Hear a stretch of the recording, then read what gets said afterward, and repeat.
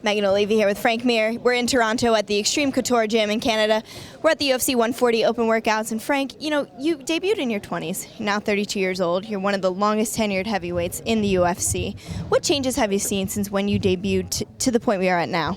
Just the acceptance in the mainstream. I think we always had our hardcore fans. But I think now the fringe fans, the guys who are kind of lukewarm, in the middle, I think have really come about. And, back in the day, I think when you described that you were a UFC fighter, you always got the raised eyebrow, and you'd have to say, we fight in a cage, the no rules thing, Whereas now, UFC is, synonymous with mixed martial arts, and it's easy to describe. You've had a great career so far, and a few years ago, you TKO'd Big Nog, who you are facing on Saturday night. What's the biggest difference between Frank Mir then and Frank Mir now? I've just improved in so many other areas.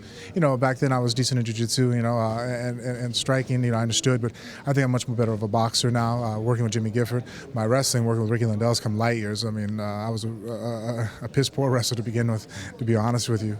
Now I'm just poor, so I'm working on it. Because you do hold a victory over Big Nog, was there any hesitation towards taking this fight? Slight. You have to look at the situation, what you have to gain. But, the heavyweight pool isn't that deep. So I go out there and, especially since there was some controversy about the end of the last fight, and go out there and it'll give me 3 wins in a row, which that keeps me a head above water looking for a title shot. Yeah, that controversy you talked about is when he said he had a staph infection after the fight. Did you believe that, or was that something that you kind of took to heart there? No, I mean, I don't deny that he didn't have a staph infection. I think that weighed greatly into the performance. I don't agree with. Reason being, it was a short fight. Within 7 minutes, the fight was over with.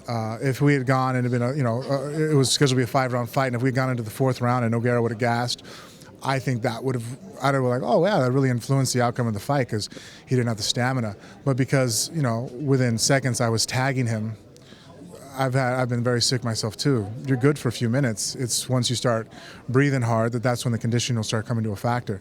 So the opening bell, if you get your bell wrong and moved around, that's not staph. And a little bit earlier you mentioned those wins you have in a row. If you win on Saturday night, where do you feel this puts you in the division then? I think, right up, I think the winner obviously already has been said that Brock and Alistair will get the title shot. But, if they have a poor performance in victory or one of them gets injured, I think it puts me right there. Or, or possibly above them just because, Nogueira and Dos Santos are pretty close. So, who knows, JDS might have something to say about it and he might prefer me over. How would you break down the Brock and Lesnar fight since they are very close to you in the rankings? Alistair's, K1 decorated kickboxer, but I think that Brock has a superior wrestling. Obviously, if it's just a pure striking match, he'll have issues, but with the takedown, I just don't really see Alistair stopping it. All right. Good luck on Saturday, Frank. Thank you so much.